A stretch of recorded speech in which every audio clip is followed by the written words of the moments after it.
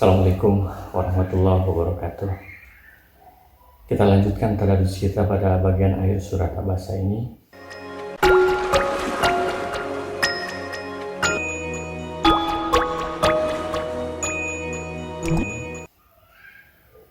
Sekeras apapun penentangan mereka, mereka tidak bisa menghindar saat kematian datang atau kiamat itu tiba.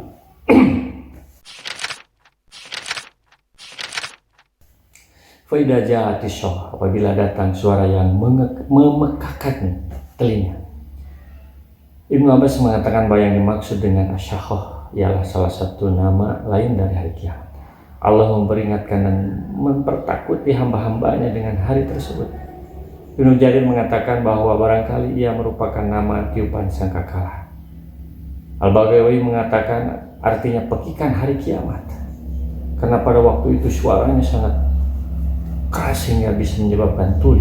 Ini sebuah berita dari Allah. Suatu hari nanti akan ada suara yang sangat keras hingga telinga kita pekak, bergemuruh dahsyat bak sedang tsunami. Itulah hari di mana malaikat Israfil meniup sangkakala sebagai tanda kehancuran bumi. Yauma yafirul mar'u min akhi, pada hari ketika manusia lari dari saudaranya, wa ummihi wa abi, dari ibu dan bapaknya, wa sahibatihi wa bani, dari istri dan anak-anaknya. Ikrimah mengatakan bahwa seorang berdua dengan istrinya lalu berkata kepadanya, "Hai istriku, suami macam apakah aku ini bagimu?" Istri menjawab, "Kau adalah sebaik-baik suami, memberikan pujian semampunya." Si istri kemudian si suami berkata kepada istrinya, "Maka sungguhnya hari ini aku meminta suatu kebaikan darimu dengan sukarela. Barangkali aku dapat selamat dari apa yang engkau saksikan sekarang ini."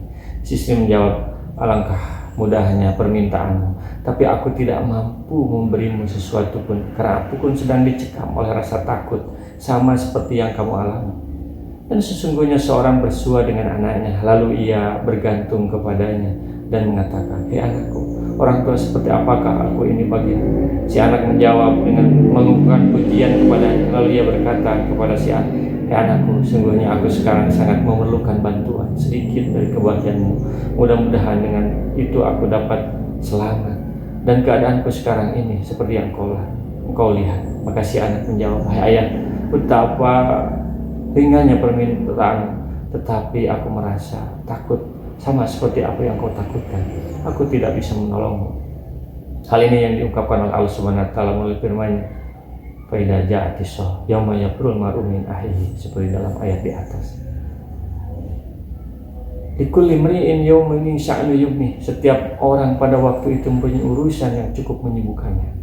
Dari Ibnu Abbas mengatakan bahwa Rasulullah pernah bersabda, "Kelak kalian akan dihimpunkan dalam keadaan tidak beralas kaki, telanjang, jalan kaki dan keadaan tidak bersunat."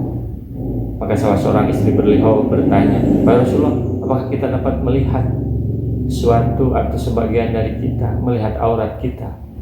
Maka Rasulullah menjawab, "Likulli imri'in min yawmin sya'nu yughni." Tiap-tiap orang dari mereka di hari itu disibukkan dengan urusannya sendiri-sendiri, sibuk dengan urusan sendiri, tidak sempat memandang orang lain. Seperti ditulis dalam tafsir Ibnu Katsir, "Wujuhu yawma idin musfirah." Banyak muka pada hari itu berseri-seri, "Dhahikatu mustabsirah," tertawa dan gembira dia. Kalau dikategorikan dari raut muka pada saat itu, maka di antara mereka ada orang yang berseri-seri, mereka tidak kaget sama sekali, mereka malah tertawa dan gembira dia. "Wa wujuhu yawma idin 'alaiha ghabarah," dan ada pula yang mukanya pada waktu itu tertutup debu. Dari Ja'far ibnu Muhammad dari ayahnya, dari kakeknya, mengatakan bahwa Rasulullah pernah bersabda, orang kafir dikekang oleh keringatnya, kemudian kegelapan menutupi roman muka mereka. Kemudian beliau bersabda bahwa itulah yang dimaksud oleh ayat ini. Diriwayatkan Ibnu Abi Hatim, "Tarhaquha fatara," dan ditutup lagi oleh kegelapan. Ibnu Abbas mengatakan sehubungan dengan makna ayat ini, yakni warna hitam menutupi muka mereka, wajahnya pucat dan gelap. Tidak ada sedikit pun keceriaan, wajahnya seolah diliputi oleh kegelapan, cemberut dan masam, mirip seseorang yang sedang menunggu dan yang ditunggu belum juga datang.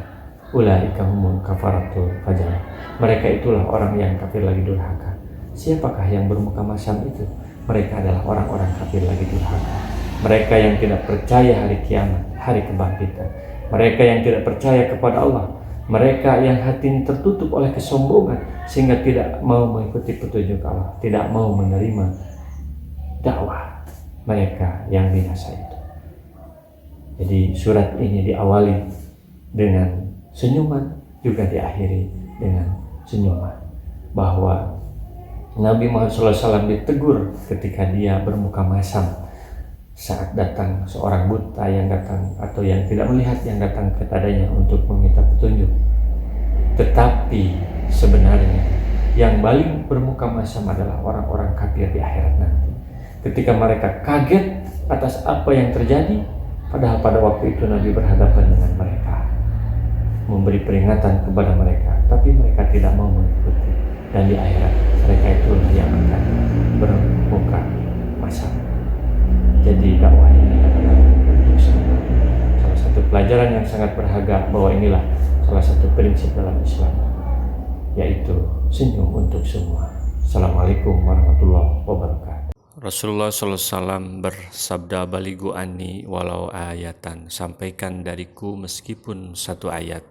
Mari kita sebarkan jalan kebahagiaan dengan like, share, dan subscribe channel ini.